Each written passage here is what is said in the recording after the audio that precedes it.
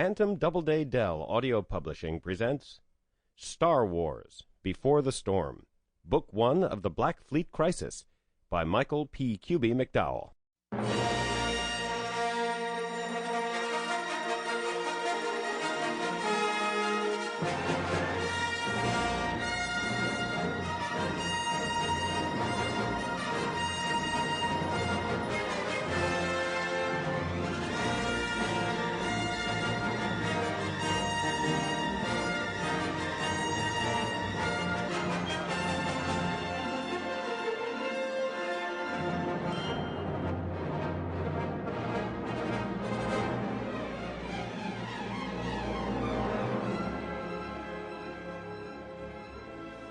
8 months after the Battle of Endor, Gian Parrott, commander of the Imperial garrison at the Empire's orbiting repair yard at N'Zoth, codenamed Black 15, received a command from his superiors.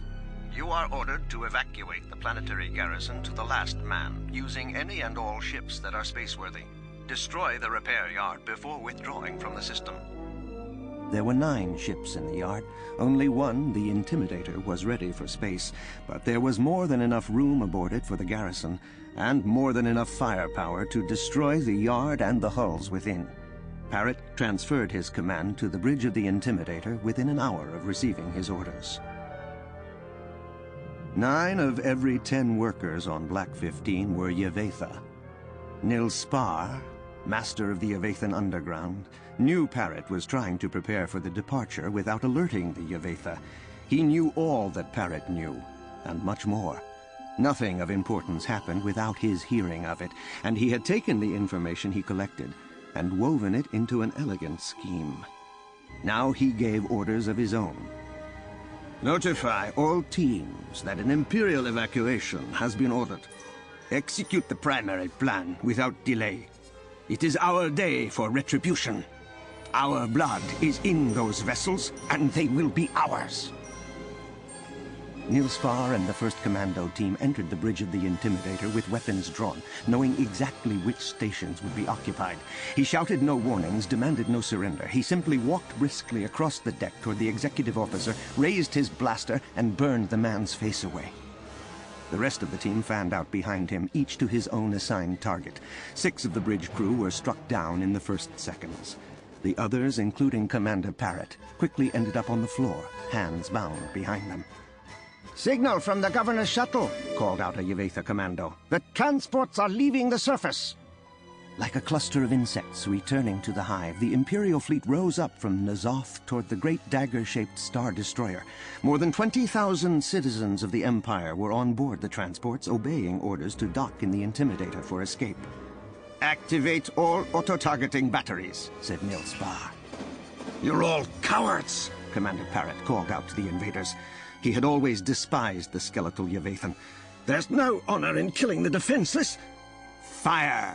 said Nil Spar. The deck plates barely vibrated as the gun batteries erupted and the approaching transports disappeared in balls of fire and fragments. Nil Spar crossed the bridge to where Parrott lay on the decking. A sharp, curving dew claw emerged from the swelling at his wrist. "You are vermin." And he slashed the claw across the Imperial captain's throat. 12 years later.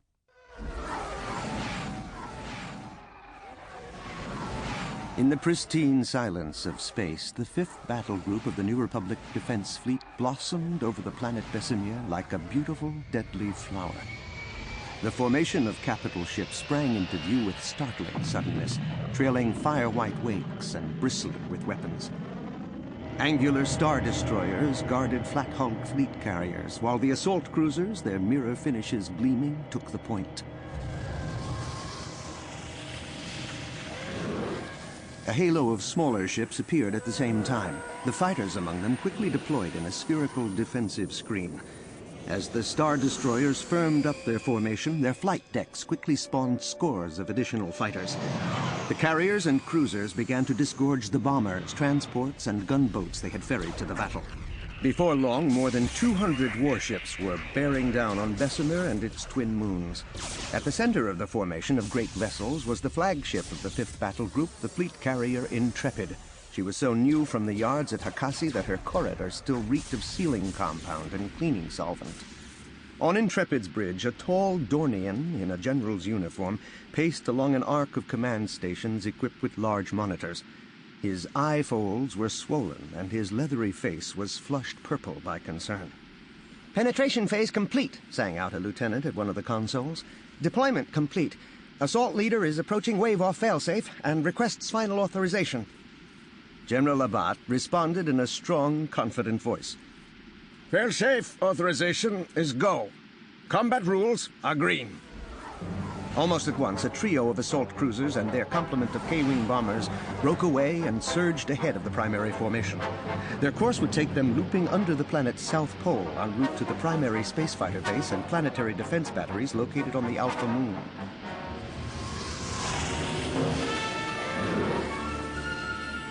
Pairs of speedy A-Wing fighters flashed out of formation and fanned out to intercept and destroy the planet's lightly armed sensor and communications satellites. The A-Wings fired the first shots of the assault, transforming their targets into sparkling clouds of metal and plasteel. The A-Wings also drew the first opposing fire. Several ion cannon batteries on the surface opened up in a vain attempt to protect their high-orbiting eyes. Moments after the ground batteries revealed their location, gunners on the lead Republic assault cruisers had them targeted. On the far side of Vesemir, the cruiser detachment approached the Alpha Moon on a high-speed collision course. As drone fighters appeared from concealed launch chutes on the surface, the big ships fanned out three abreast and began releasing clusters of penetration bombs. The concussion shattered reinforced walls like matchsticks and collapsed underground chambers like eggshells. Great plumes of gray dust shot out of the launch chutes, and the ground itself subsided over what had been the planet's main hangar.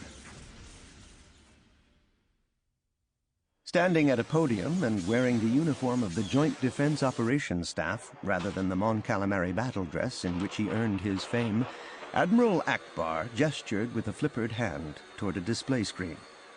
With the Fifth Fleet firmly in control of local space, it is now relatively safe for the gunships to begin opening a corridor to the surface. Our strategy is to expose well-armored vessels to enemy fire in order to locate and destroy the defensive emplacements in the target sector. The monitors in the conference hall at the New Republic Defense Forces headquarters on Coruscant showed much the same images as those on Intrepid's bridge, though lagging some seconds behind. The audience included all 8 members of the Senate's Council on the Common Defense, half a dozen senior fleet officers, and Princess Leia Organa Solo, President of the Senate and Commander-in-Chief of the New Republic's Defense Forces. Admiral Akbar, a question, Senator Tolek-Yar called out. How realistic a test is this for the Fifth Fleet? Is it anything more than a scripted performance? It is as realistic as possible. This is an operational readiness exercise, not a simulation. It is true that the fleet is opposed only by battle drones and computer sims, but I can assure you that the defense team takes pride in constructing a difficult problem for the fleet tacticians. Senator Sion Maruk rose from his seat and allowed the heavily veined air sacs on his back to fully inflate. Admiral Akbar, this has been a most impressive demonstration so far, but on behalf of my colleagues and those we represent, I must wonder why command of the new task force was given to such a newcomer.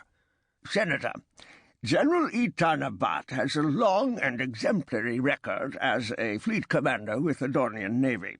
Though Dornia was not part of the Rebel Alliance, it has its own heroes in the fight against the Empire. We are fortunate to be able to call on General Abbott's services. Senator Tig Paramus rose from his seat. Admiral Akbar, I have questions concerning the conditions of the test. Leia immediately perked up. Senator Paramus was the newest member of the Council on the Common Defense, representing the worlds of the 7th Security Zone, including his own, Walala. So far, he had been a quiet member, diligently studying the Council records that his new level of clearance opened to him, asking many thoughtful questions and expressing few opinions. Proceed, said Admiral Akbar. You chose to send the Fifth Fleet against a target that lacks a plan... Sample complete. Ready to continue?